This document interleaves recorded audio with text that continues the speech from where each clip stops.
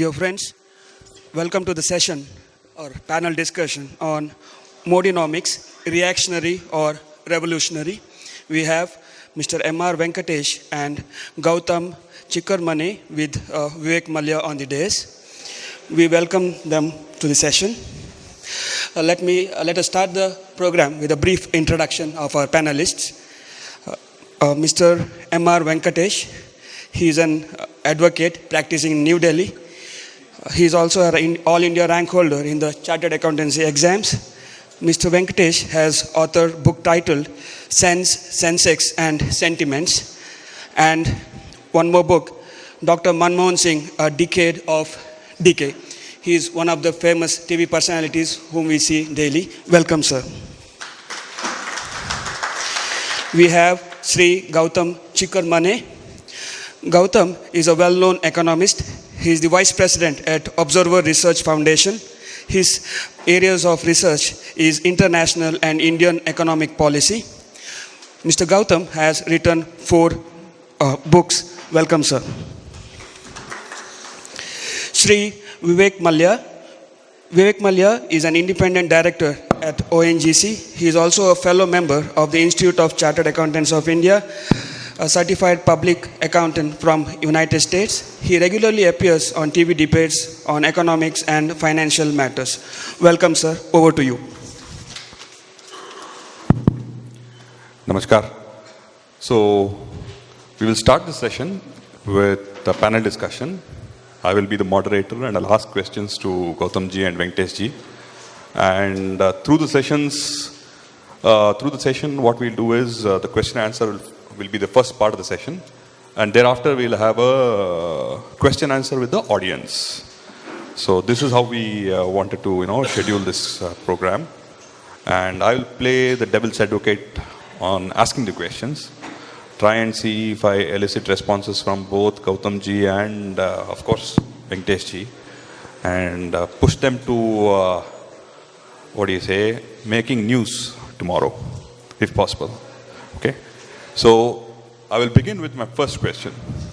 My first question is on the 2 books both the gentlemen have written. Venkatesh ji has written a book on Dr. Manmohan Singh, A Decade of Decay. And Gautham ji has written a book on 5 decades of decay. So, my first question is to Venkatesh ji, because he seems to be the more optimist of the 2 people with only 1 decade of decay. So the first question is, sir, it's personal. I have a problem. My surname has become a problem, sir. My surname has become a problem. Every time I go out of India, the immigration fellow says, in Kannada, because I usually travel from Bangalore, Bartiralla sir, vapasu. You are coming back now. And I tell them, Bartinappa, nijaglo bartini anteli. Once I come back, he again asks in Kannada, Obre bandra, you have come alone. Tera bhai kahan hai? So yeah, इस देश में our Tirupati Venkatramana is repaying his loan for decades and decades and centuries, sir. Why don't Indians repay their loans? For Indians, it is not their principle to repay the loan, the interest, and not in their interest to pay the principal. But this is basically corporate India. We must understand, in this country, 99% of the people, when they take the loan, they repay it with full force. And when you are unable to repay, people even commit suicide. That is why you have farmer suicides, not because of anything else. The hydraulic moral caution of unable to repay loan. Okay, Kambaramayana, they write, when Ravan was defeated one evening by Rama, he says Ravana was feeling like a debtor. His heart was so heavy that he says Nenjam Porupadipol Kadan Patran Pol Porupadille. So that is how it is, that we always repay. Malayas and Nirav Modis are the exception, not the rule. You said Mallya and Nirav Modi. Please clarify, it is Vijay Mallya and Nirav Modi. Okay. There is an advertisement in Tamil. it says sottu neelam endru ketkadirgal, regal sottu neelam endru kettuvangal, meaning you don't get sottu neelam. This is that blue in the white shirt we do tinopol. So he said don't get ordinary white, get regal sottu neelam. So likewise, not Mallya but only Vijay Mallya. Thank you, sir. So the next question is... Can I take that a bit? Please. I'm sorry just to interrupt. I think the banking system was built in a manner that large loans need not to be paid back. So you heard of companies going bankrupt, but you did not hear of promoters going bankrupt. Promoters continued to remain rich. And there was a backyard system of telephone banking, telephone loans, liability management, and so on and so forth, that allowed the promoter to continue to live well, while the companies and the minority shareholders to lose what they had. I think a major change has come through the IBC, Insolvency and Bankruptcy Code, where now the promoter's control is under threat. You can see so many loans are now being repaid. 45,000, 54,000 crore rupees loans are being repaid now, or at least the offers are being made that they will be repaid. I think IBC is a truly one of the most understated but underreported but most powerful reforms that have happened over the last 4 years. I think you will see this change over the next decade. You will see the returns coming over the next through IBC over the next decade. Again, to play the devil's advocate, I finished my insolvency exam a year ago. Never taken up a single assignment. The reason why I say that is, I will name you 4 companies. Bhushan Steel, 44,000 crores. Lanco, another 44,000 crores. SR, 49,000 crores. Bhushan Power, 37,000 crores. If I take 5 companies, our state of Karnataka budget is 2,18,000 crores, sir. ये 5 आदमियों का loan लेके our state budget is being given. Now, my question is, who gave these loans and who is responsible for creating a fiscal mess for the government? See, it's easy to blame Modi, or it's easy to, hold him accountable. But who gave these loans? Why did the banking system give these loans at this volume? So that was what I was saying. It was part of the telephone messaging that the political phones would come. You need to give this message. Chairmanships were being offered here and there on the basis of certain transactions here and there. But the philosophical, the basis was that you can take a loan and not repay it. No problem. That has changed. That, I think, is the major, the turning point that you will now see. Going forward, and which you are already seeing. By the way, 2 lakh of one kind of loan not being paid is equal to the budget of Karnataka, etc. These are false. Please don't use it, because then you can get into several other things. The fact of the matter is, there is a company which is accountable to its board, the board which is accountable to its shareholders, there is a ministry, there is a banking system, all of which come together through this IBC. Anything else to add, MR sir? Quite a bit. In the sense, 2007 to 2012, we had people like Chidambaram, Manmohan Singh and Raghuram Rajan doing probably Vaishnava Janato songs while they were supposed to manage the economy. It was a time when between the corporate advances went from 7 lakh crores to 28 lakh crores. It was a huge jump. I may be wrong with the figures here and there, but it was a quantum jump. Primarily because at that time we had huge amount of liquidity, and it was telephone banking, as he says, that people used to phone and say, please take the money and please do something about it, because banks were flush with funds. There was too much of liquidity at that time. Unfortunately, we don't have long-term funding also. There is also a structural problem. We don't have 10-year bonds, 15-year bonds. The debt market is still not yet robust. So you want to have a highway which will give you a return over, say, 15 years. But you are taking from the same commercial bank using 90-day NPA norms. So it is like telling a fish you will have to climb a tree and all life it tries. It was 180 days earlier. Previously, now 90 days happened immediately by 2000 itself. So we are trying to tell a fish that you should climb a tree, and unfortunately lifelong it will believe that it cannot climb a tree and make it a fool. there is a structural problem also. There was an oversight failure also. There was a liquidity surplus also. And there was a political influence also. So not all loans are villains of the peace. And not all of them who are repaid, okay, who are unable to repay rather, are scoundrels. There are scoundrels among those who have not repaid. Let us be very clear. There are honest people who took loan, but there are structural issues beyond their control. Like court giving a stay. Competitor goes and gets an environmental stay. What do you do about it? You don't have the project running. So all these things contributed, and it is what we call as a global governance crisis.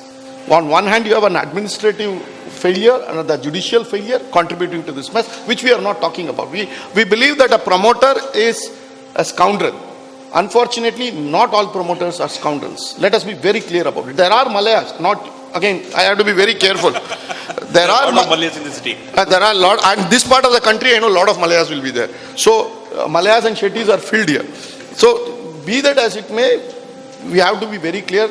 And Credit Suisse, in a report in 2012, warned, barring Tata's and Mukesh Ambani group, you said the top 10 groups in this country, Videocon, SR, GMR, GVR, Lanco, Anil Ambani group, everybody had a problem in their balance sheet.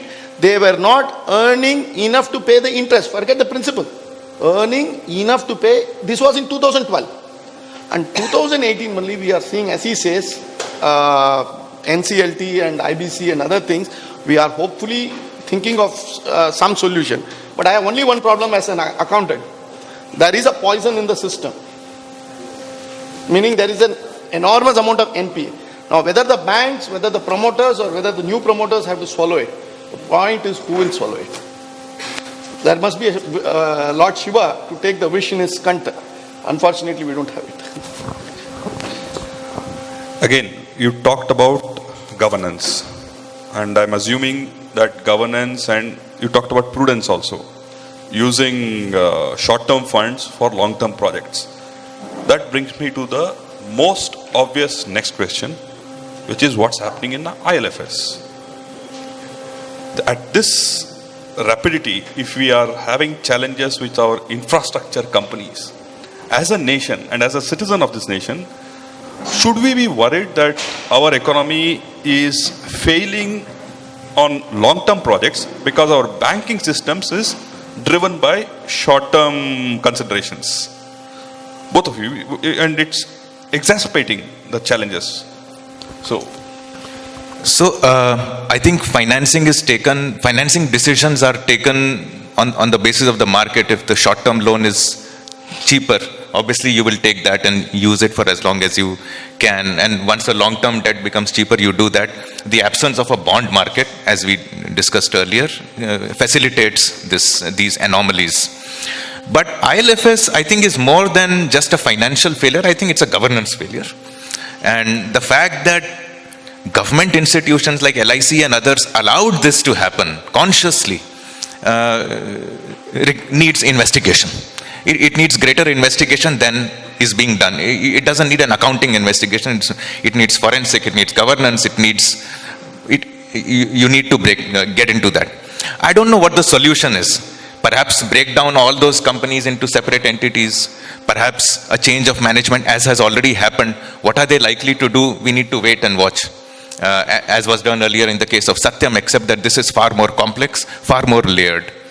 And finally, I think people are calling it an NBFC. It's actually an infrastructure company because it's a holding company. It has been classified as an NBFC. For that matter, even Tata Sons would be an NBFC. But that notwithstanding, I think there is an infrastructure problem. Our delivery on infrastructure is not up to the mark, except in roads. And this entity that has come in the middle, that has helped the executives, the incumbents, the political system get positions, become rich and so on, needs to be exposed.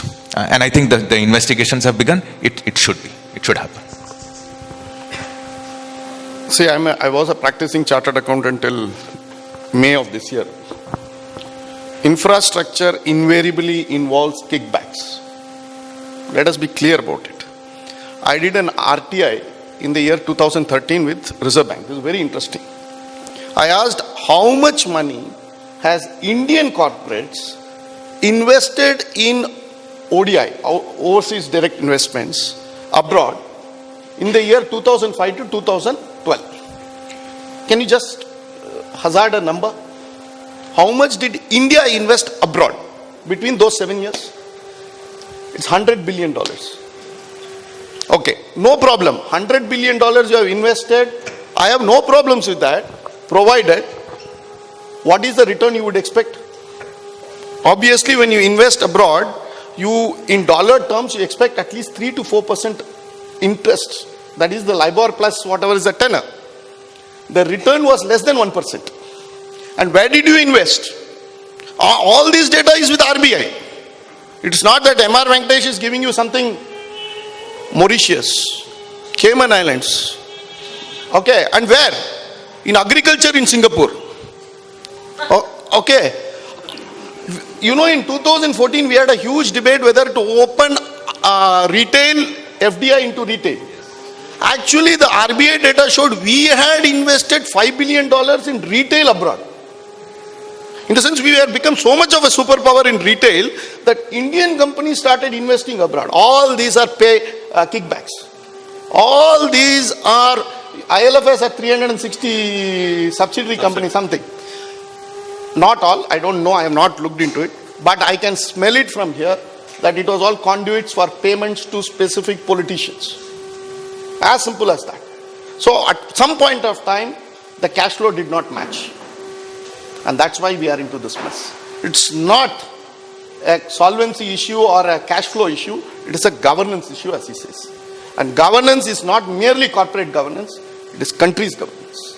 And unless we set it right, I come from a state called Tamil Nadu. The moment you say, I want to do this project, they say 3%, 4%, 10% is the kickback. That's standard. I'm not sure about other state governments, but I can speak for my state very clearly. It is, whether it is Karunanidhi or whether it is Jayalalitha, and if political parties change, you have to add another 10%. So you cannot be doing infrastructure projects without long-term funding, without long-term debt markets, and this type of corruption. It's simply that it will give way to its own economics, or the lack of it. You prompted another question. When you talked to us about overseas direct investment, you prompted a very, very important question. As all through 2013 campaign, election campaign, the first and the most obvious and in-the-face statement was on the black money law. About the introduction of a mega revolutionary law which will put all of the corrupt people in jail. And I'm saying the black money law about Indian assets being held abroad, Indian assets being siphoned abroad. And I'm also a practicing accountant, sir, and I continue to remain a practicing accountant. Thank you. I may need it more than you know. But the fundamental question is, I am seeing people get prosecution notices for non-payment of 6 lakhs TDS, 12 lakh TDS, 3 months jail, magistrate court. How many black money people have gone, sir, jail? And why are they not going? No banker goes to jail. Sorry, there's a lot of community of bankers in this city. Many banks hail from here. But no banker goes to jail and no black money fellow goes to jail. Kya ho raha hai? We are speaking on just 24 hours after Mr. P. Chidambaram's black money notice has been quashed by Madras High Court. Okay. So, to add to your question, first thing is, in chapter 2 of Bhagavad Gita, Lord Krishna says, fire cannot burn me, water cannot wet me, weapons cannot cut me, wind cannot dry me. I am the immortal soul. Likewise, if today Bhagwan has to say black money, ED cannot touch me, CBI cannot catch me, RBI cannot issue notice to me, Finance Ministry does not even cognize me. I am black money. I am the eternal. I am the Shashwata. Okay. The problem with our issue is, you and I as accountants, understand what it is, black money. But to ask somebody in finance ministry to understand black money is like, talking about a vegetarian food in Saudi Arabia. Simply they don't understand. And RBI's understanding of black money is as much as my grandmother's understanding of Japanese cuisine. Okay, so the problem at every point in time is we are getting people who don't have either they are too honest. The problem with RBI, they are filled with honest people who will not know what is black money. It is like this Rishi Shringa who has not seen a woman in Mahabharata, and he is sitting in Himalaya and doing some penance. So you go to him, he will not know who is a woman. He has not seen even his mother. Okay, that type of Rishi Shringas will be there. Absolutely virtuous. The other fellow is exactly the opposite of him. The Kamsas and the Duryodanas. So either way we are lacking the Chaturyam to fight black money. This is the truth. And I am handling lot of these matters in Delhi about, I practice on this. But I can tell you, whether he is honest or dishonest is I am not giving character certificate to a client. All matters in the court of law is evidence that is presented. Department doesn't have the evidence, cases will fall as it happened in Mr. Chidambaram case. And it was bound to happen. We knew that it was going to happen. Right from day one, we were very clear that it didn't have the meat to meet the the test of law. And that's what will happen. We don't have administrative ability. We think nuclear bomb is sufficient. We don't concentrate on the missile. Missile is as important as the bomb. You can have wonderful laws. IBC is there, GST is there, all these are nuclear bombs. But the same Agarwal, Gupta, Krishnaswamy, Radhaswamy is there in the departments. Whether it is GST or whether it is VAT or service tax. And they know what to do and how to bring it down to a closure. Our problem is systemic. We cannot, and we want one tablet to cure the problem. It won't happen. The next question to Mr. Chikermane is, a plethora of laws have come about since this government is in power in the center. We've had GST, we've had an event of demonetization, we've had insolvency and bankruptcy code, we have reforms in Companies Act, we have changes in black money law, we have Benami Kanun. All of these are happening. Are we in a short span of 4 years, in the history of India, in a law evolving legislation history, in 4 years, I've never seen so many laws come about in so quick a time. Can the economy handle this? Or was it the economy which drove this, or did the political will drive all of these legislations? So you'll need to give me a little bit of time on this, because my latest book is called 70 Policies That Shaped India. And this statement is incorrect. One of the biggest number of laws that came was in the first decade of our independence. A lot of laws came in the second decade. Then it began to smoothen out. Then in the last Manmohan Singh and now Modi, you are again seeing a lot of laws come.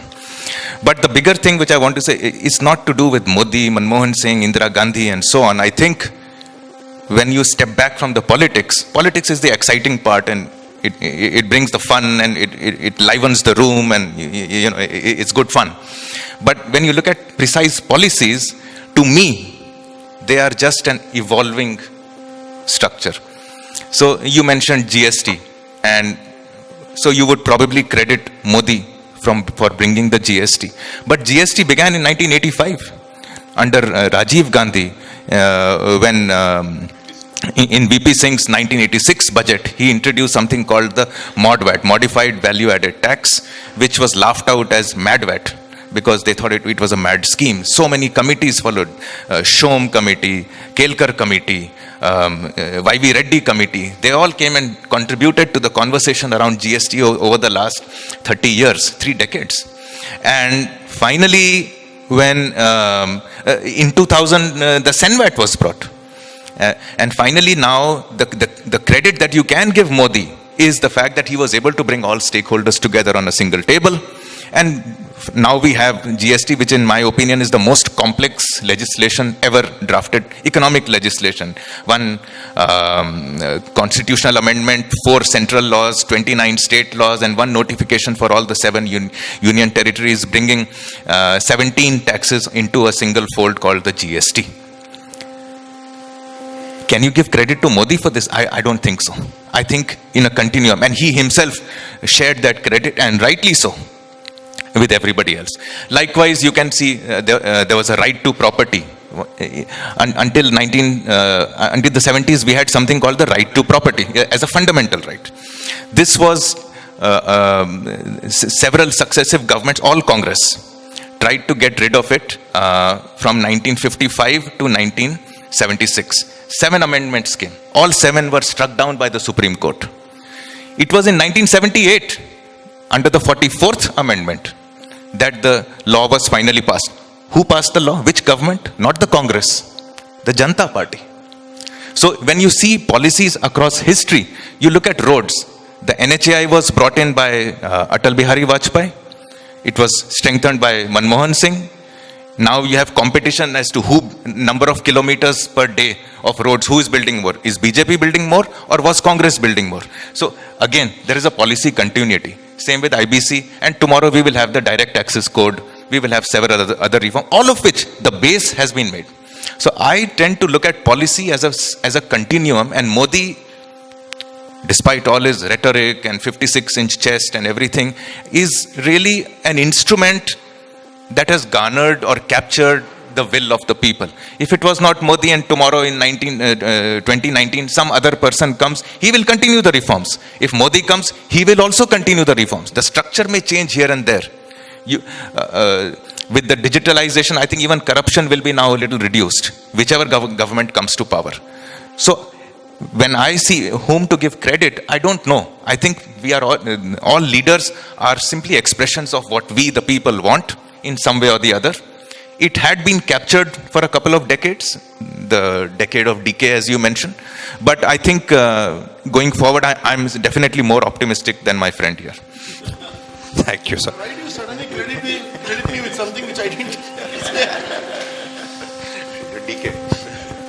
Okay. Sir said GST took 3 decades to evolve. Out of which 2 decades I've been a practicing chartered accountant. Now, with great confidence, I can tell you that there's a publication called Taxman, which publishes the GST law. It's been 16 months since the GST law has come about, and we have 10 editions of the Taxman publication on GST. Ready Reckoner, we call it.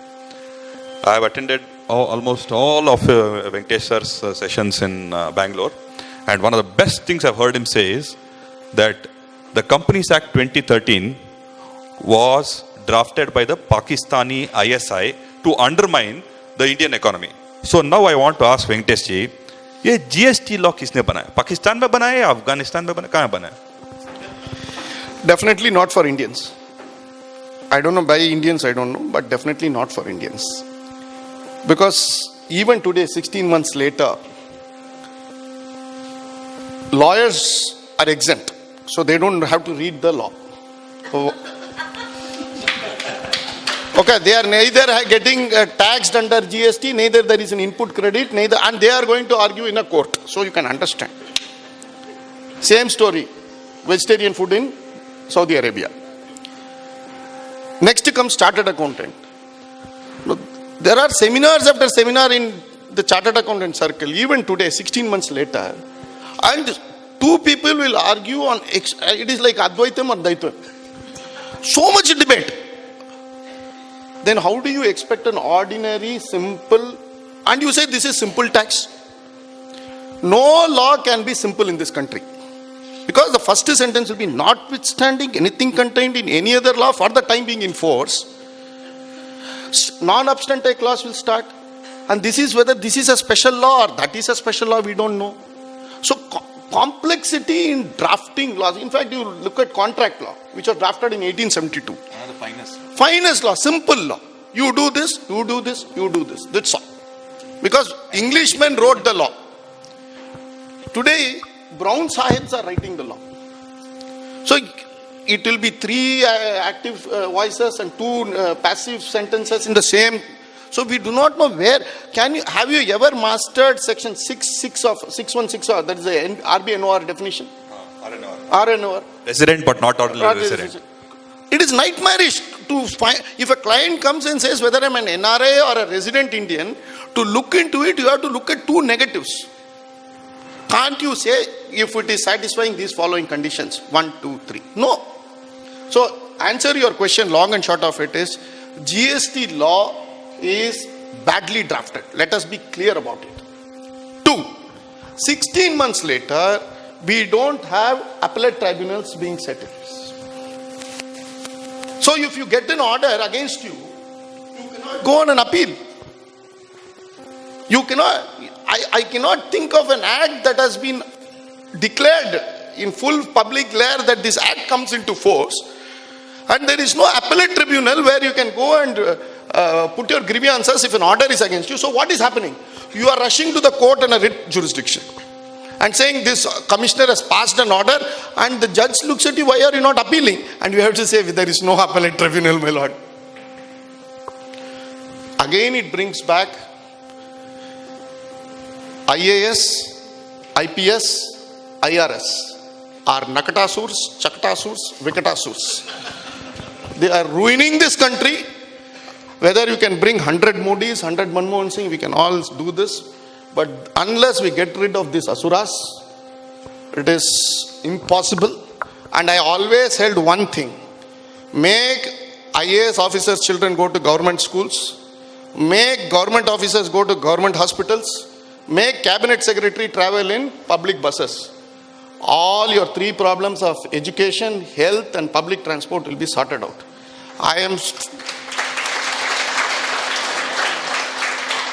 The day a Prime Minister declares from the ramparts of Red Fort, I will accept India has arrived and we have a Prime Minister for whom I will have koti pranams. Let me add a backstory to this. When the first GST Council meeting took place and the West Bengal Finance Minister was the head of it, he began the whole process. After that first meeting, according to an insider, 2 insiders who were there, the political class just said, okay, this sounds good, etc. All the deals and discussions between the state and the center part were taken care of. Now you do the drafting. The moment it came into the bureaucrats' hands, it again became the same complex laws that it has now come. As far as this part goes, where the appellate authority is not made, the competition law faced the same problem. But it was finally, and the Supreme Court held on to it. It was only after the appellate authority was brought in that the competition commission was finally made. That issue was who can hit the competition commission, judicial member. That's right. No, here you're not nominated the bench at all. So I think that's an executive fault. It's the fault of executive, not the bureaucracy. Then I mean, the GST being a badly drafted law falls on the bureaucracy, but not filling up the vacancy is the political part. One last thing I want to talk about GST.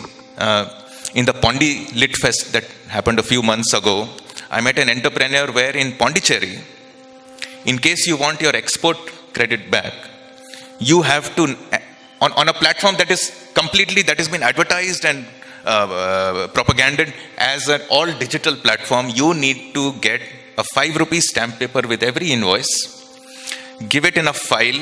That file has to go to a physical office where there are 4 or 5 people sitting, where the file will go from one to the other, where you pay 100, 200, 300, 500 rupees until the amount comes to 2% of the amount that is legitimately yours. Once that bribe is paid, then you get your export credit back. So I think the political class or the bureaucratic class has allowed, and we are going back to a non-digital corruption from a digital thing. And I think this disease will now spread to other states. It is too seductive. Now again, playing the devil's advocate, as a chartered accountant, I should not be talking about this, but then I have no choice because this platform provides me an opportunity to talk about this. Across many MSME and below segments, cash was an economic activity. Zero पे धंधा करना हमारा अधिकार था. Zero पे धंधा करना. Zero में नो टैक्स. अभी जीरो पे धंधा करने के अधिकार अगर सरकार ने छीन लिया है जीएसटी के साथ, because if I don't have a GST registration nobody buys from me now. Have I voluntarily killed a major chunk of my economy and pushed that business up into organized retail, organized manufacturing, organized big boys? So to me, this is a rule of law problem where do we as a nation want to conform to the rule of law and follow it or break it? If my revenue model is black money, and not paying taxes is my revenue model, as a citizen of India, I would say great. Such businesses need to die. If they are dying, so much the better. It's a cold view. But why make laws if we don't want to follow them? So if because of this restructuring, money is moving upwards, innovation is your answer, some other things, you do something else. But don't tell me that I'm suffering because yesterday I was able to steal taxes, today I cannot. I want to drive on the wrong side of the road. How does it matter? This empty road, hey, let me go. I mean, these are small, they multiply into several things. That why are we constantly breaking laws? I think it's a rule of law question. And at some point as a nation, and I think we are heading in that direction, we are saying, yes, we will follow the law, just make some decent laws. Now, making decent laws is a problem which we have already discussed. But on the citizen, I'm firmly of the thing that you follow the rule of law. Whatever the law is, you follow it. Not knowing the law is no forgiveness from the law. So if some people who are evading taxes are now dying because they have to pay taxes, so much the better. Venkatesh, anything on cash economy? I was contrarian, absolutely contrarian. Let me take Tamil Nadu government.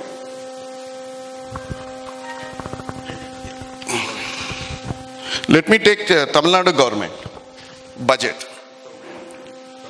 Total taxes to be collected in 2018-19 is 128,000 crores. 1,28,000 crores. Okay? So you have brought all of me into this Panwala, Daiwala, everybody is into the tax. No. No, ठीक है 20 लाख के ऊपर सभी करता है 25 lakh turnover हो गया but I am saying all those people who are not, you are forced to have whether you want to have a doctor or not, you have to have a chartered accountant. Okay, now you brought them, you took my money, you took my taxes, fantastic, I am so grateful. What did you do with that money? 130,000 is your tax collected, which is the state government's collection of taxes. You paid 87,000 crores as salaries and pension, and 30,000 crores as interest. 120,000 crores. That is 90% of your money goes to only two heads. You collect taxes from 7 crore Tamilians and pay salaries to 1.5% people. Not that this is a big problem. Take the central government budget. Central government budget right from November, Diwali. Luckily this year we are spared because there is no budget this time. After Diwali, everybody will become an economist in this country. And everybody will have an opinion on what the finance minister will do. What is there to do in the budget? You can write a budget in the reverse of a ticket of a local, not train, local bus or train. 6 lakh crores is your salaries and wages of central government. 6 lakh crores is interest. 24 lakhs is your budget size. 6 lakh crores salaries and wages. What is the central government? Yesterday finance minister said 1 lakh crore GST, which means 50,000 crores goes to the central government, which means 6 lakh crores is the revenue collection on GST for the center. Your salaries and wages and pension is 6 lakh crores. So all 130 crore people are paying taxes to feed 1 crore people. Only has them. That is secondary. Not all of them are scoundrels. Again, not all of them are unimportant. Not all of them are not required. But I don't understand why we require a textile ministry, why we require commerce ministry, why we require human resource ministry and women. Are women not human? I can't understand. Sports ministry. Sport ministry is not human development.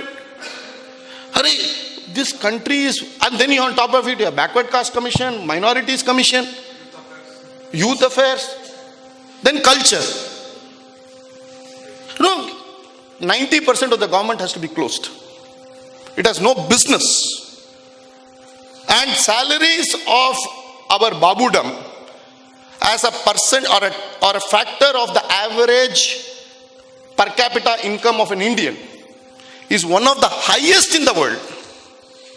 We pay our bureaucrats the highest in the world, and consequently state governments also pay. Then the banks, PSUs, PSCs all start to pay. Then the private sector starts to pay. We are into a spiral of a high cost economy. And therefore, year on year our inflation, because the goods and services are not concomitant with the type of, GDP does not equal GDE. Typically, so what happens is more money is in circulation, less of services and goods are produced, so there is inflation. That explains 5-6% of differential between, say, America and India, and 5-6% depreciation hona hi hai. Next year, if we are going to meet, inshallah, in Mangaluru, rupee will be down by 4 rupees, 77, 78. You don't have to be a great chartered accountant to say this, you don't have to be a banker to say this is going to happen. Because 6-7% or 5% minimum is the inflation differential. Rupee will have to depreciate. Gautham ji. Yeah. You are sounding like Vijay in Diwar. कि मेरा बाप चोर है तो उसका बाप चोर है नहीं है वगैरह. What I am saying is that if there is a law, if there is, I agree. So these inefficiencies have to be fixed. There is no denying it. Also, one of the India has one of the lowest number of bureaucrats per million people. The money that you pay is a separate issue. But all that is on one side. My issue is that if there is a law, should we follow it or not? And there is no reason that if he doesn't follow it or she doesn't follow it, or if there is a misallocation, I will not pay taxes. That's the end of this. Already we are at what, 16-17% tax GDP ratio.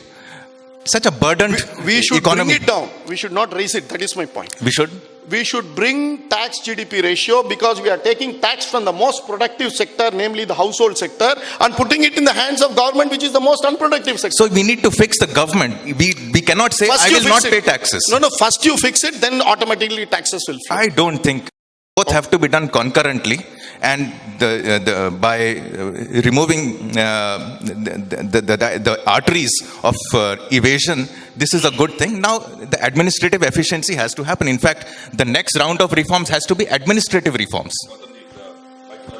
Okay. This is sounding like the board of governors of RBI meeting. So my immediate next question to Venkatesh ji, who is, we understand, is a little close to one of the independent directors of RBI. क्या हो रहा है? Viral Acharya is becoming more viral than the finance minister. An independent director by definition cannot be close to anyone. So I disown, and he will also disown any closeness to anybody. Long and short of it is, RBI is also going through structural issues. What is the role of RBI? And what is the role of CBI also? Now, both these institutions, they forgot that there is a lot of eyes in it. The eyes, when they start going up in an institution and debating on the role of an eye rather than the institution eye, this all happens. So the churning is on, and my traditional view is that any churning is good. Any churning will always be good. Manthan is always good. Unfortunately or fortunately, whether we lack the men to guide it during this Manthan process and take it to a logical conclusion, I don't know. That's for posterity to decide. As far as the RBI is concerned, I have always held RBI's understanding of several issues in the economy has been very, I would say, conservative. very conservative. They have been very conservative and they are more focused on certain things which they should not be focusing in a strict sense of the term. And they should be focusing more on certain things which they are not focusing. For example, I'll give you bank regulation. As a regulator of bank, they have done precious little. But of late, there is an obsession towards inflation. Currency and inflation. Should there be more interventionists or should they back off and watch markets take this? I think you should choose your policy. And if you want to be interventionist, I have no issue towards it. And if you want to let markets rule, I don't mind towards it. But RBI technically says it allows market to determine rupee, but will also interfere at appropriate times. This is what is, this Jugalbandi I am not able to understand. So this is the official stand of the RBI, which is slightly confusing. So I hope that in the next 6 months, this will all settle down and things will move forward. I'm optimistic, unlike my good friend here. So I think Viral probably exceeded, but I think when Urjit had made that speech about RBI not having powers over public sector bank, he was absolutely right.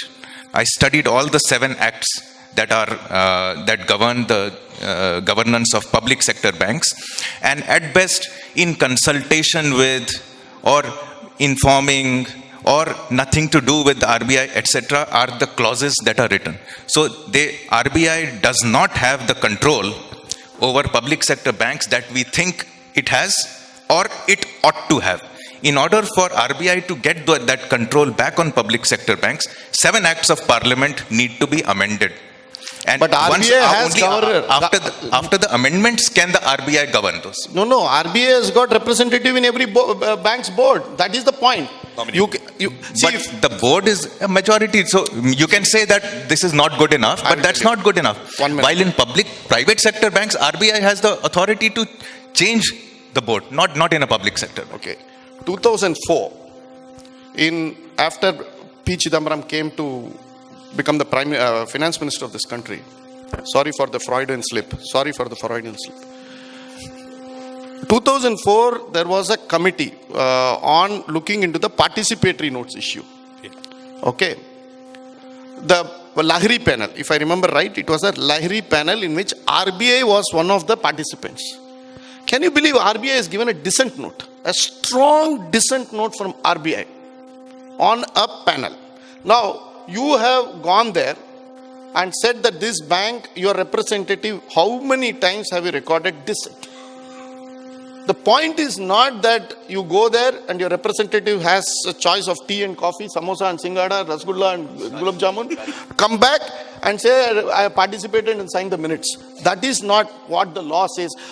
RBI is as much independent of the government as public sector banks are independent of RBI.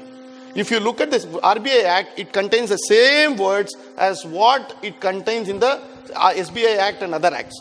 RBI can definitely oversee and as a regulator interfere, especially when things go wrong. How many times has it interfered? Sir, I don't think that is. I think maybe we should ask Madhuji or Tarunji to help us with our first question and answer. Question from the audience. I would like to comment on the point that was raised by you, Gautamji, that can we afford not to pay taxes simply because the government is inefficient? The issue is not of government inefficiency. The government, the structure that we have created, it's a can of worms and it's looting the public.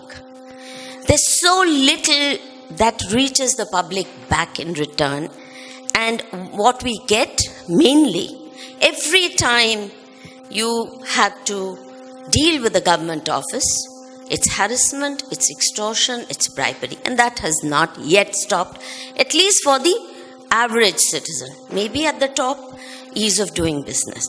The point that I would like to make is this: every time there has been salary increase, we are told there'll be accountability built into it. Now the government will have better performance. On the contrary, what we see is more holidays being added, weekend off, accountability, where is it? It hasn't happened one bit. So, therefore, most citizens don't feel they have a stake in paying taxes. You don't get anything in return except harassment. And it's only when the government actually appears to you as a defender of you. If your rights are violated, can you expect the police to stand up for you? No, it will invariably stand up for the criminals who are running amok. If your rights are violated by this or that government agency, your land is taken away without due process, you will die before you see justice being done to you. You want to take that? The point and I'm saying it cannot be, we cannot wait indefinitely for that. And I think where Modi ji has, in a way, let's say, failed, not that there haven't been some reforms, but as far as institutional reforms is concerned, which ought to begin with the municipalities and the thanas. These are two institutions that every citizen has to deal with and is harassed by. There's not a touch of reforms. And to my mind, therefore, all that Venkatesh is saying about the convoluted laws being made more convoluted is absolutely correct. GST could have been a major savior for the economy. It has become a dead weight around the neck of the entrepreneur or anyone. Nobody even knows who comes in, who's not in, how to be out. It's a nightmare. Black money economy, say with demonetization. I think where the government really went wrong is in the following. There are two kinds of black money. One which becomes black simply because the person has not paid taxes, but otherwise it's well-earned money. It's honestly earned money. A pawn shop or a kirana store may not pay taxes, but he works hard to earn that money. The other black money is loot money. And that loot money has not been brought, and which is being sent overseas in the ways that you described, which is continuing. That loot money ought to have been attacked. And this non-taxpayer black money is not that venal and not so dangerous. I think both people work hard enough. I don't think that's an argument. My point where I differ from him or you or anybody else is, if there is a tax, are you suggesting I should not pay it because the government doesn't do well? That's no reason. If there is a tax, I have to pay. If my revenue model is tax evasion, I have to die. Having said that, and I have also said this myself, administrative reforms, accountability reforms should be the next level of reforms that are required. I hope they will come. Every pay commission suggests it, as you have rightly pointed out. Nothing is done. Perhaps the next time it will get done. But to say that I will not pay taxes and I will justify not payment of taxes because of poor governance out there or higher salaries of bureaucrats or corruption and police, etc., no. I disagree with that. Gautamji, Gautamji, we are not saying that. 1 minute, just let us clarify very clearly. I am not saying for a moment don't tax. I am saying show me the accountability for the tax collected. I am also saying the same thing. Go ahead with the question, otherwise you get the accountability. Yes, sir. I think thanks for both the experts throwing light on many complex issues. But I was looking at the topic of the discussion was Modinomics, reactionary, revolutionary. That was totally missed. Tangentially, we took the GST and other things, but we could not define able to what actually Modi is doing and whether he was revolutionary or reactionary. I came to this panel, one of the favorite spiritual subject I missed because I want to understand what Modi is doing in the last 4 years, because we are going to 2019 next year, and I thought it will give me some inputs. Let me ask this question for you. Let me ask I think we totally missed on revolutionary versus reactionary. Neither. I think binaries don't exist, and binaries narrow our own minds. I disagree with this binary. He may be reactionary in some ways and revolutionary in others, although the constant rhetoric of revolutionary scheme, transformative scheme, etc., I'm exhausted listening to all those schemes because on-ground execution is not there. Having said that, Modi is part of a continuum in policy, and irrespective of whether it's Modi or Manmohan Singh or Rajiv Gandhi or Indira Gandhi, there is a policy continuum that I see in economic policies at least, which has been coming right since independence. We have been gradually opening up, we had shut down, we began to spit on our entrepreneurs. That has beginning to end, although we see it even now, and so on. So Modi, to me, or anybody else after him or before, is an instrument of what we the people want, how we pressure through civil society groups, through the vote, through dharnas, etc. And I don't think it is fair to Modi or any other leader to classify them as either this or that. Just a simple layman question, sir. You are saying we'll ask Venkatesh's reaction also, so that you have a value add. No, to that point, what Mr. Chikermane has asked actually. You told Modi is just a continual point, he has not done anything. No, I didn't say that. I said he's continuing. I gave you examples of various policies that have come and he has taken forward. I got it. If so, if all our previous prime ministers have done all the right thing, why India is in today's situation? Why Modi has to take a blame? Otherwise, I'm just asking as a neutral person. For the same reason that Manmohan Singh took the blame. For the same reason that we blame Indira Gandhi today. Then who is the culprit, sir, for last 60 years of misrule? I think one of the questions somebody should come from that has to take the accountability here. Who is at the power? Heavier. Somebody has to take the accountability. Today in our country, everybody comes and rule and goes, and nobody takes the accountability. That is the problem what we are facing. That is incorrect. And we are saying everybody is okay, everybody is okay. No. I think we are not fixing the responsibility and accountability. To say that India has not progressed at all in the last 70 years is wrong. Yours will be one of the last questions. I think that is actually we are escaping route actually. We are just patting our own thing that we are done okay. No, sir, I can give you statistics. I think that is okay. Has there been, in the history of India, has there been any kind of accountability policy where corruption has actually been reduced at the ground level, in any state or in the federal level? Excellent. So that we get to understand that there is one thing that some government in India has in history done to reduce corruption in the local thanas and the municipalities. In the IAS curriculum, is finance a subject or not? I don't know. You are talking about GST law. Economics is finance. Is there, okay. And the second question is, can a prime minister work independently of IAS officers? That is the question. Sir, you have to understand the executive and the legislator are two different wings. I just gave you the analogy that Prime Minister can create the bomb, but the delivery has to happen by the IAS, the IPS.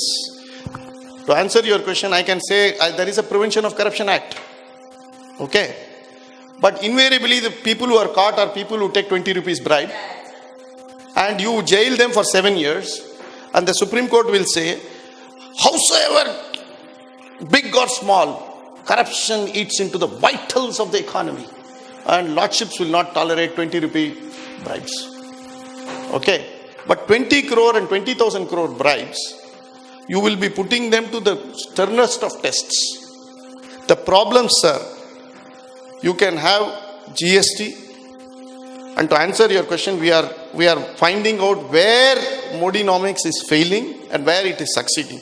Modi can bring GST, but Modi cannot administer GST. And administration of GST is down from Revenue Secretary, Finance Secretary onwards to the Board of... it's mostly administered by now the Board of Indirect Taxes. Now let us take income tax. 30 years back, when I'll just close with this. Arvind Datar, one of the senior who was the teacher, now he's a senior advocate, told me his senior, Ramamani, told him, every assessment of income tax is a compromise between an assessing officer and the assessee. Today it is the same thing. Transfer pricing, he would be better to tell me, that transfer pricing is how much you transfer and how much you price. Okay, This is the truth. Now, has Modi taken on this part? I am sorry to say he has not taken at all any great steps on this. If anything, more raid Raj. Sir, I don't want to get into specifics. That would. But I'm saying that shows you're strengthening the bureaucracy and its powers. And we also gave 7th Pay Commission. Okay. 7th Pay Commission on top of Manmohan Singh's 6th Pay Commission virtually meant you are overpaying the bureaucracy. Okay. Unless the next round of reforms, as all of us agree at least on the minimum, is going to be judicial reforms and administrative reforms. Any amount of policy initiation, demonetization was a fantastic, I do not know whether you call it revolutionary, reactionary, whatever. You put any R in it. It's a brilliantly conceived idea, but very badly executed. Very badly executed because every banker was compromising with the people who had cash. And as per budget of 2017, Finance Minister says 1.47 lakh people deposited 5 lakh crore people. 1.4 lakh people deposited 5 lakh crores. Income tax has to only issue notice. And you have somebody who, and I can tell you, income tax will be a compromise. So we have to drive this way. Sir, that is the lacuna which we will have to drive Modi.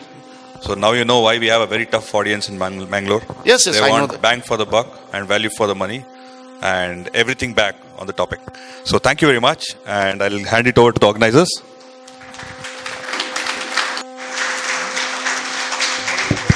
Thank you, panel, for this wonderful discussion.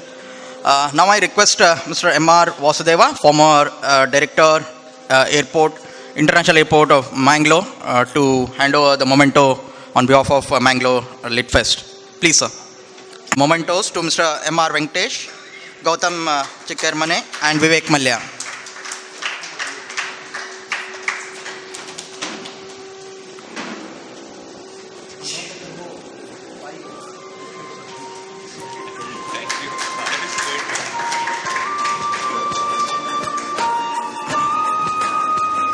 I request the chair to, I request the entire panel to stay for a group photograph.